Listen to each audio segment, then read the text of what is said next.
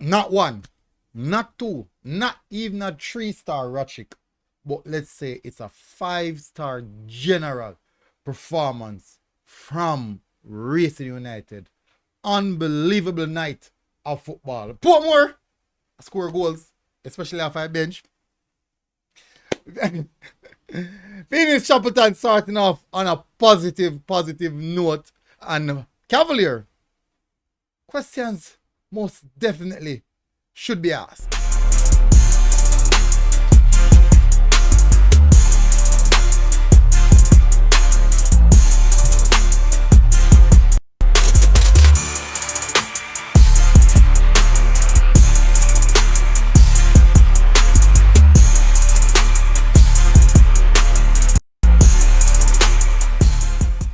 So welcome back, people, to MG Sports TV. This is the Jamaica Premier League game day 1 review, and we have some tremendous scoreline already, some tremendous activity. Unfortunately though, where injuries are concerned, I think it's a bad note to the start of the season. Too much injury too early. Anyways, big up on yourself, people. Smash the like button, hit the subscribe button. Hopefully guys are doing good, and game week 1 never miss but pull in a thriller, an absolute thriller, and we are excited about it. Now let's get that clear, people. I myself don't know where we're gonna watch a match. That soon start out. That's something that the PFGL is working on. So when that time come, you will be able to see the game. Just give them some time. So we ask for a little bit of patience. So let's get straight into the action on match day 1. First game we're going to touch on is Treasure Beach FC finding it. And well, let's say I do think after watching the game, you can watch the game on Sports about Bus Note. I do think that Treasure Beach,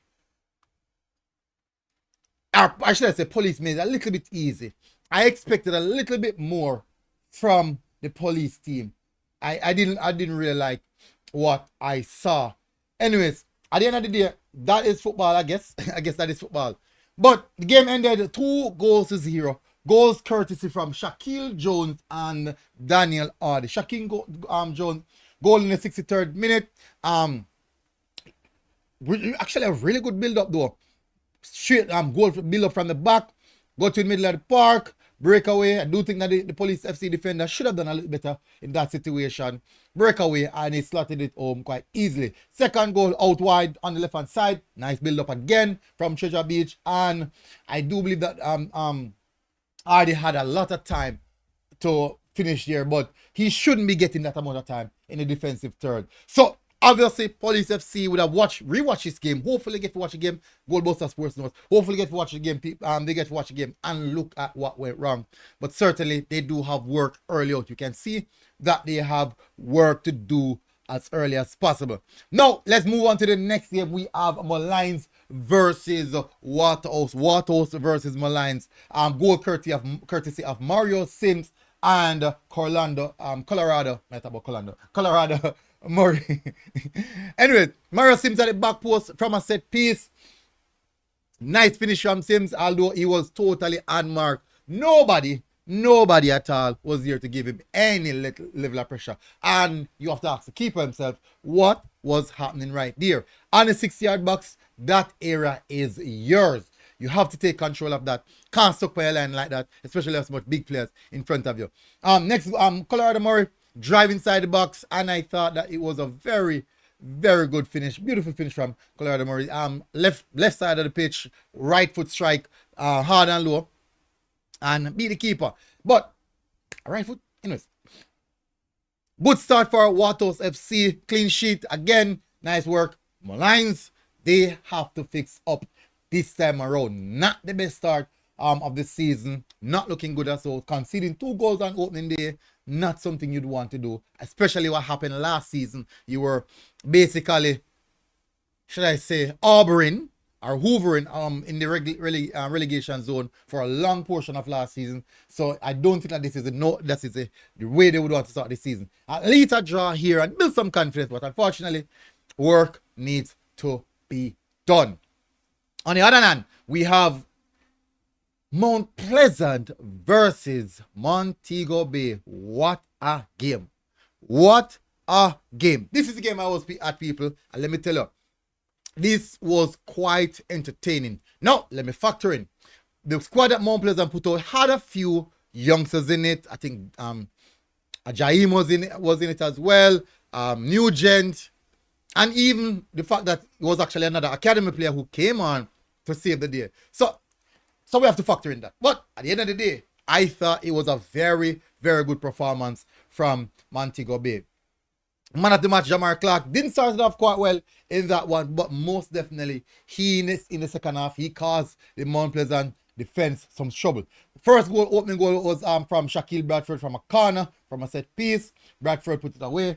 Then the equalizer from in the second half, them kind of played that the first half with the 1 goal lead. Second half, equalizer from Jamar Clark, basically bulldozed himself through the 18-yard box and started home quite nicely. Then shortly after that, like about 2 to 3 minutes after that, Dwight Merrick with some fancy footwork, really, really good footwork. And I thought that was, some fancy footwork from Jamar Clark and laid it on a platter for Dwight Merrick. I do believe, though, that Kemar Foster should have done a little bit better in that situation. But ball went in, Montego Bay leading 2 goals to 1. And then the changes were made for Mount Pleasant. Jump came on, and in the 81st minute, Owen Jump from a set piece as well from a next corner. So Mount Pleasant relied on 2 corners. And so maybe that's something that Montego Bay have to work on and try to fix up.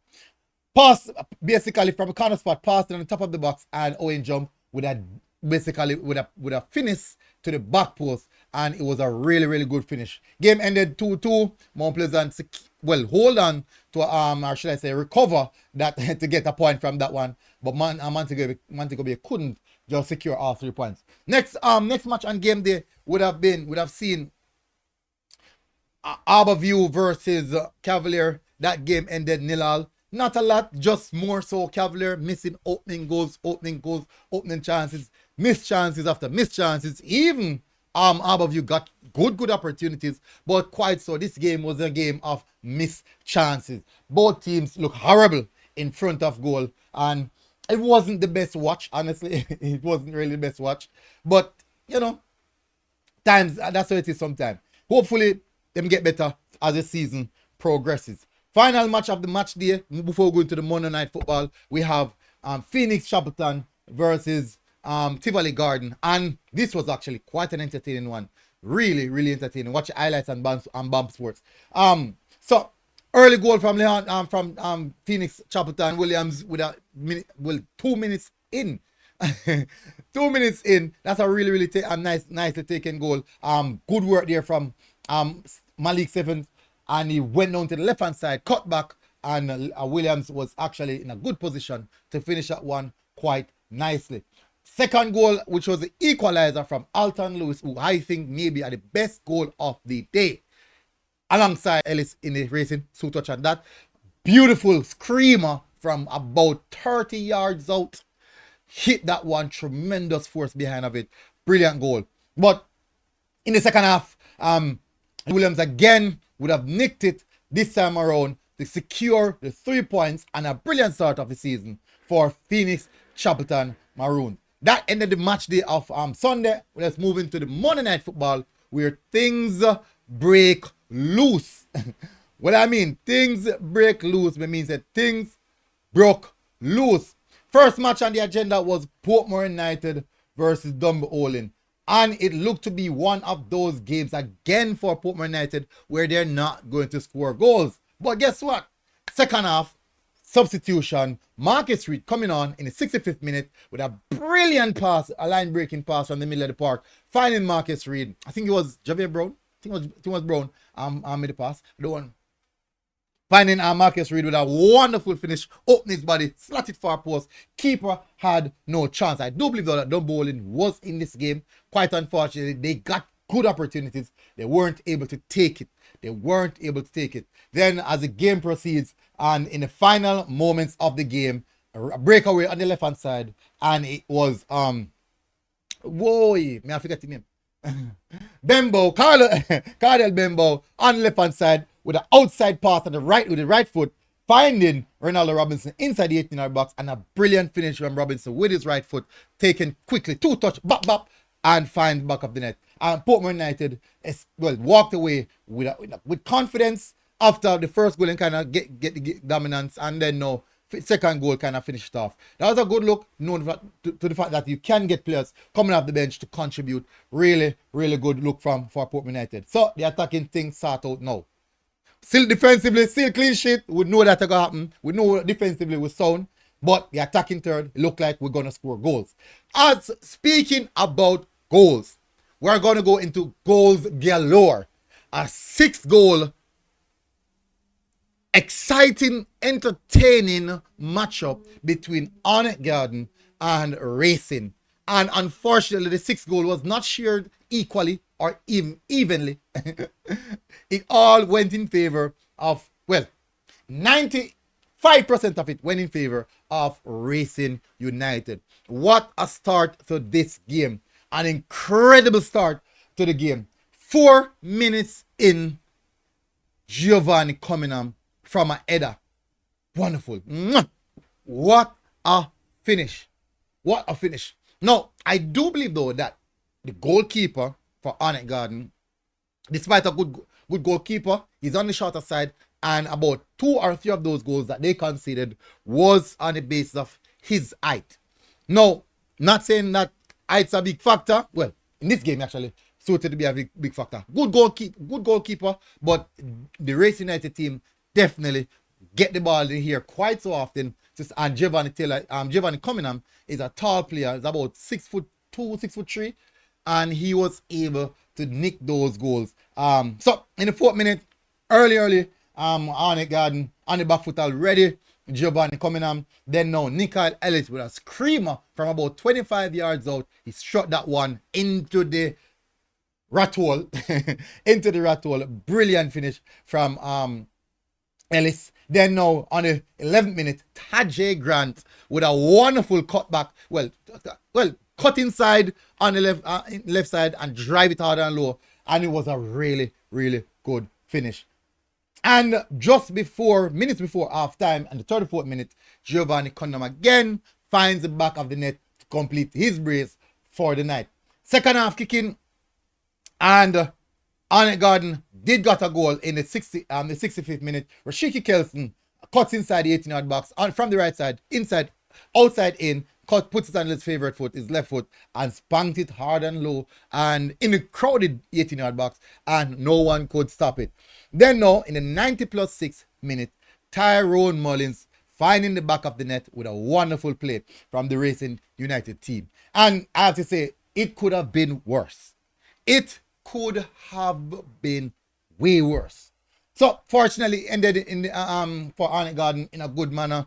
Supporters were upset. Can see that the coach was really, really upset on the sideline. But it's early days. Arnett Garden never necessarily started their strongest squad because players still coming in. One little for different issues. The